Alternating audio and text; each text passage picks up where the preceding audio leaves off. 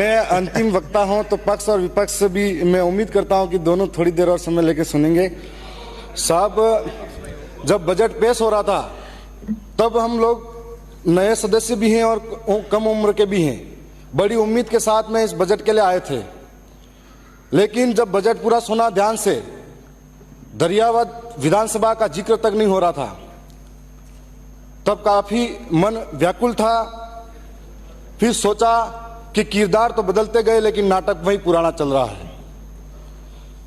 माननीय अध्यक्ष महोदय, बजट में जिक्र था पानी, बिजली, सड़क, विकास, और इस बार जो ये गर्मी के दिन निकले थे, मेरी विधानसभा के अंदर इस तरह के हालात बने हुए हैं कि कहीं कहीं ऐसा इलाका है जहां पर 1-1, 2-2 किलोमीटर तक पानी के लिए दूर दूर तरसना पड़ता है। कोई पानी की व्यवस्था नहीं है। साथ में बिजली की बात करें तो बिजली का आलम यह है कि क्षेत्र के अंदर में सिर्फ पूरे राजस्थान का यह हाल है कि कब बिजली जा रही है, कब आ रही है, कोई पता नहीं है। और शहरों के अंदर तो बिजली दिन में 24 घंटे भी देते हैं, लेकिन गांव के अंदर पता नहीं इंसान रहते हैं या नहीं रहते हैं, इसलिए गांवों के अंदर बिजली नहीं देते हैं। 2 से 3 घंटा बिजली मिलती है। रात इतनी परेशानी, 4-4 महीने का, 3-3 महीने का बच्चा पूरी रात रोता है, उसकी माँ को कहता है, और माँ बाप सोच नहीं पाते हैं। किसान रोता है कि खेत तक जाए और पीछे से वापिस बिजली कट जाती है। यह आलम बिजली का है। माननीय अध्यक्ष महोदय, मैं सड़क की बात करूं तो हमारे साथ इस तरह का धोखा हुआ है कि आजादी के आज 75-76 वर्षों बाद भी मेरी विधानसभा के ऐसे कई इलाके हैं जहां पर आज भी रोडें नसीब नहीं है उन लोगों को, और आज इस बजट में हमारे इस तरह का कोई नाम तक नहीं आया। सड़क की बात करें तो बारिश के टाइम पे बहुत सारे गांव ऐसे इलाके में बसते हैं जहां पर अगर पानी आ जाता है, नाला भरा रहता है, तो उसको कोई मरीज बीमार हो जाता है, उसको इंतजार करना पड़ता है कि उस नाले को पार करो, पानी नीचे जाएगा तब। ये हालात बने हुए हैं। और एक विकास के नाम पर आदिवासियों के साथ में बहुत बड़ा धोखा हुआ। मैं बजट के बारे में बड़ी उम्मीदें लेकर बैठा था, न सड़क के लिए, न बिजली के लिए, न पानी के लिए कोई बड़ी व्यवस्था हुई।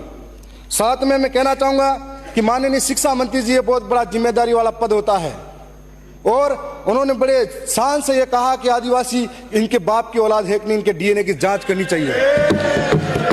तब मैं ये कहना चाहूंगा, ये बजट का पार्ट नहीं। माननीय अध्यक्ष महोदय, बजट का पार्ट नहीं, बजट पे बोलिए। मैं ये कहना चाहूंगा, माननीय साहब, बजट पे बोलिए। मैं बजट पे ही आ रहा हूँ। ये बजट पे नहीं, आ जाइए, 3 मिनट ही है आपके पास। माननीय अध्यक्ष महोदय, मैं ये कहना चाहूंगा कि एक जिम्मेदारी वाले पद पर उनको आदिवासी अंचल के अंदर शिक्षा की व्यवस्था कैसी है, इस व्यवस्था की तरफ झांकना चाहिए था। हम लोगों ने मांग की थी कि 45-50 किलोमीटर दूर दूर तक मेरे भाई, मेरे जैसे नौजवान, मेरी बहनें जिनके लिए महाविद्यालय नहीं है उस क्षेत्र के अंदर 45-50 किलोमीटर दूर दूर तक महाविद्यालय के लिए जाना पड़ता है। एक महाविद्यालय है जिसके अंदर 80 सीटें हैं, उनको बढ़ाने के लिए मैंने पीजी के लिए बात रखी थी, नहीं कर पाए। और आज ये आलम है कि हम लोग आर्थिक रूप से सक्षम नहीं है। पढ़ने वाला नौजवान प्राइवेट स्कूलों की फीस भरने के लिए अहमदाबाद, बंबई, गुजरात तक मजदूरी करने जाता है। तो ऐसी स्थिति में हमने कॉलेज की मांग करी थी, बालिका महाविद्यालय की मांग करी थी, हमने नर्सिंग कॉलेज की मांग करी थी। हमारे क्षेत्र के अंदर किसान बहुत सारे हैं जिनके पास नॉलेज अच्छा है, लेकिन किसान कृषि महाविद्यालय नहीं है। आज इस क्षेत्र के अंदर हम लोग इसीलिए कहना चाहते हैं कि आदिवासी को गाली देना आसान है, लेकिन उनकी समस्या समझने को तैयार नहीं है। आदिवासी इलाके के अंदर आपने, सरकार ने 100 स्कूलें, कर्मोन्नत और 50 विद्यालय नए खोलने की बात कही है। मेरे वहां पर ऐसे कई महाविद्यालय हैं जिनकी स्थिति यह है कि जर्जर भवन हो रहे हैं। जिंदगी हाथ पे लेकर बच्चे स्कूल के अंदर बैठते हैं, कोई पेड़ के नीचे पढ़ाई कर रहा है। और इस स्थिति के अंदर हम ये सोचते हैं, उम्मीद थी कि इस बार नए स्कूल कर्मोन्नत भी होंगे और नए हमको भवन भी मिलेंगे। आज जो देश का निर्माण करने वाला बच्चा है, आने वाला भविष्य है, उसके लिए शिक्षा की कोई व्यवस्था नहीं है। इस तरीके से हमारे साथ बहुत बड़ा अन्याय और धोखा होता जा रहा है। अगर बजट सत्र के अंदर बहुत बड़ी उम्मीदें थी, और साथ में जो खाद बीज की बात किसानों के साथ की जाती है, अभी हाल ही में बीज दिया गया था। ऐसी स्थिति थी कि 30% लोगों को बीज बांटा गया, 70% को नहीं मिला, और आपस में गांव में लोग लड़ाते रह गए और जनप्रतिनिधियों के साथ गाली गलौज करने पे उतर गए।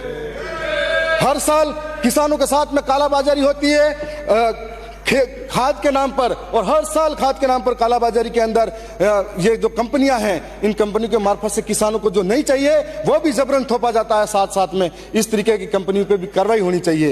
हीको पॉइंट और हमारे क्षेत्र के अंदर 2 बार किसानों ने बड़े आंदोलन इसी वजह से किए थे और कई किसानों पे मुकदमे हुए थे। हाल ही में एक हमारी ग्राम पंचायत सियार थी, वहां पर लोगों को लगा कि ये निःशुल्क है, बांटने के लिए आया गया है, तो लोग चढ़ गए और लेके चले गए। उनकी स्थिति ऐसी पैदा होगी, सब पे मुकदमे लगे लूट मार के। तो ये स्थिति ऐसी पैदा होती है, तो हमको सोचना पड़ेगा कि वो किसान जो अन्न उगाकर पेट भरता है पूरे देश का, उस किसान के साथ में ऐसी दुर्गति होती है।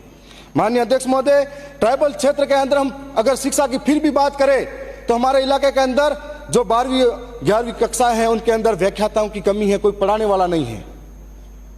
जो संविदा पर लगे हुए थे उनको भी बाहर निकाल दिया, थोड़ी बहुत जानकारी देते थे और बाहर निकाला तो ठीक है। माननीय अध्यक्ष महोदय, मैं ज्यादा टाइम नहीं लूंगा, मैं यही कहना चाहूंगा कि हमारे इलाके के अंदर आज संविधान के अंदर 5वीं अनुसूची है, इस 5वीं अनुसूची का जिक्र संविधान के अंदर सदन के अंदर होना चाहिए। 5वीं अनुसूची के अंतर्गत अनुच्छेद 244(1) क और 13(3) क के तहत न लोकसभा न ग्राम सभा सबसे ऊंची, न लोकसभा न विधानसभा सबसे ऊंची ग्राम सभा, ये उसके अंदर लिखा गया है, लेकिन आज उसका अनुपालन नहीं किया जाता है। बुकिया, जगपुरा और हमारे वहां पर अभी आमुलवा, राटड़ी, डगोचा, वहां पर सोने की खान यूं करके आदिवासी की जमीनें लूटने का कार्य किया जा रहा है। माननीय अध्यक्ष महोदय, मैं सबके लिए समान है। माननीय अध्यक्ष महोदय, मैं आपका संरक्षण चाहूंगा, 2 मिनट का और समय चाहिए मुझे। महात्मा गांधी नरेगा कार्य वालों के अंदर लेबर को जो पेमेंट दिया जाता आज कम है। हम लोग दाल, मिर्ची और सारी चीजें महंगी होती जा रही है, तो आज इनके लिए लेबर का पेमेंट जो बढ़ाया जाए और नरेगा के जो मेड है उनके लिए स्थायी पहचान। मैं लास्ट 1-2 लाइनें कह के समाप्त कर रहा हूं। देखो मुझे कि जनता की आवाज सुनो, जनता है नाराज सुनो, कल तक जो खामोशी थी चीख रही है आज सुनो, क्रांति का आगाज सुनो, गिरने वाली गाज सुनो, सहा बहुत है अब तक हमने बदल रहा अंदाज सुनो, जनता का है राज सुनो, जनता ही सरताज सुनो, बने रहोगे कब तक हमारे जनता की आवाज सुनो। मैं इतना ही कहूंगा। मैं ये कहूंगा कि जब शिक्षा मंत्री डीएनए की बात करते हैं तो इस देश के अंदर हम ये कहना चाहेंगे, सदन की बैठक हम हमारे डीएनए दिनांक 15 जुलाई 2024 के प्रातः 11 बजे तक के लिए स्थगित की जाती है।